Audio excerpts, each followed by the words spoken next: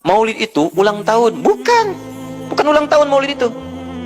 Bukan ulang tahun, bukan peringatan ulang tahun maulid itu. Ingat baik-baik. Kalau pakai peringatan itu pakai Id. Id, Idul Milad, ya, hari kelahiran, peringatan hari kelahiran, ulang tahun. Tapi kalau cuma maulid itu waktu kelahirannya. Apa hukumnya hari kelahiran? Hari kelahiran gak ada hukumnya. Yang melekat hukum itu bagaimana menyikapi hari kelahiran itu. Itu poinnya. Paham ya? Ketika ada perbuatan melekat kepadanya, maka di situ ada hukum. Maulud itu bayinya berarti nabinya. Apa hukum maulud? Apa hukumnya nabi? Nabi yang lahir gak ada hukumnya.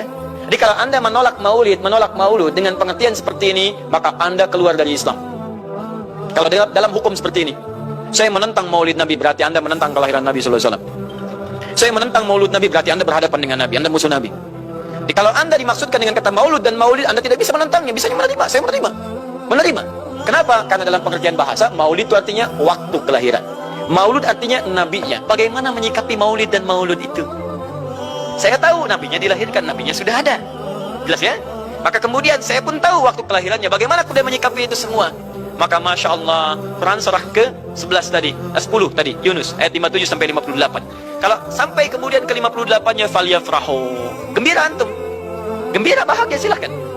Maksud tidak gembira? Nabi Isa gembira, kita tidak gembira. Ya, Nabi Ibrahim gembira, kita tidak gembira. Nabi yang tidak melihatnya gembira. Masa kita yang mendapatkan bagian Nabi tidak gembira? Jelas ya? Nabi yang mengharapkan hadir saat kedatangannya gembira. Kita yang mendapatkan kedatangan beliau walaupun tak mampu melihatnya, dan kita menjadi umatnya, masih tidak gembira? Umat dulu bukan bagian umat Nabi Muhammad, karena Nabi Muhammad tidak hadir di zamannya. Gembira dengan berita kedatangan Nabi Muhammad, padahal nabinya belum datang. Masa kita yang jadi umatnya, yang nabinya telah kemudian kita dapati walaupun tidak melihatnya, masa kita tidak ikutan gembira? Maka pertama kita mesti gembira. Maka yang kedua, bagaimana mengekspresikan kegembiraan itu? Maka contoh-contoh dari Nabi Sallallahu Alaihi Wasallam, bagaimana mengekspresikan kegembiraan dengan Nabi Sallallahu Alaihi Wasallam itu, pertama Nabi sendiri menyikapi hari kelahirannya dengan berpuasa di hari Senin. Jelas ya?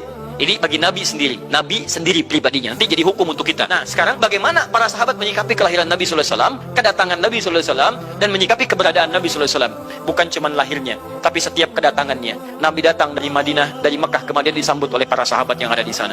Nabi datang dengan perang Tabuk, dari perang Tabuk disambut oleh para sahabat di sana. Tala al-badru alaina min thaniyatil wada'i, wajib syukru alaina mada'alillahi da'i. Masya Allah, disambut dengan madid.